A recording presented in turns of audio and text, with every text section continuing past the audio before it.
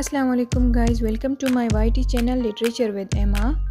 Hope you all will be doing well. So today I'm here with you with a new topic, Robert Browning as a Victorian poet and dramatist.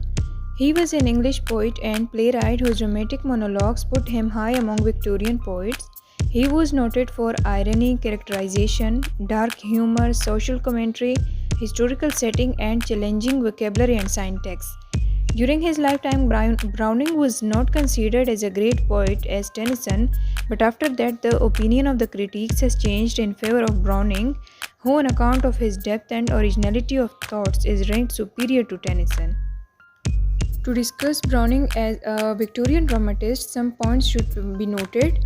The first one is Browning and Tennyson. Browning and Tennyson are the greatest poets of the Victorian age, and their poetic careers run almost parallel to each other, but as poets they presented a glaring contrast. Tennyson is the first artist. He focuses on writing style and then the teacher, but for Browning the message is always the important thing, and he is very careless of the form in which it is expressed. Browning deals with the subjects which are rough and ugly and aims to show that the truth lies hidden in both the evil and the good. Second, we have his optimism.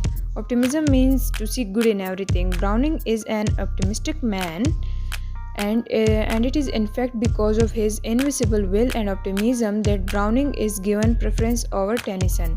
According to him, life is imperfect, it is failure, error, misery, but he never disappears of life. He even glorifies failure and believes that failure in this world means success in the heaven.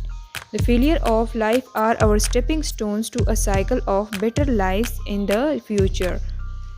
Next point, we have Browning's philosophy. Browning's philosophy of life is based on the hope and faith in the power and will of the man. To Browning, God and immortality are self-evident truth. According to him, God is love, which is manifested in the manifold life of man and nature. Love created life, and it is only love that man can reach God's the absolute, the infinite. Next, I will discuss his poems. The first one is The Last Ride Together. This poem is about a person who has rejected by his beloved, but instead of pessimistic approach, he exclaims joyously, now heaven and she are beyond this ride. Number second one is The Eveline Hope. In this poem, the lover hopes that one day he will be able to claim the love of his beloved, means time will come at last, it will come. This is the words of Browning. Browning is neither dismayed nor dejected by the failure and disappointments of life. He thinks that the existence of evil is necessary for the development of human soul. His message can be summed up in 4 words: strive, hope, and fear not. Number third one is The Lost Leader. This poem, like another poems of Browning, reflects a note of optimism.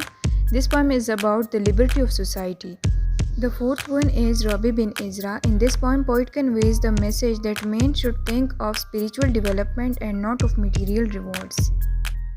Next is his dramatic monologue.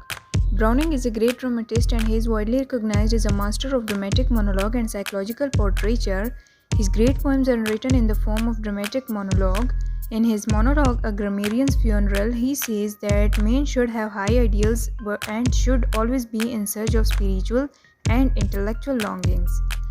Conclusion. In conclusion, Browning optimism fills the reader with a spirit of vigor and energy. He ends his poem after rebuilding his faith in the mercy and kindness of God. He feels himself a changed man with a new and fresh energy to tackle the problems of life.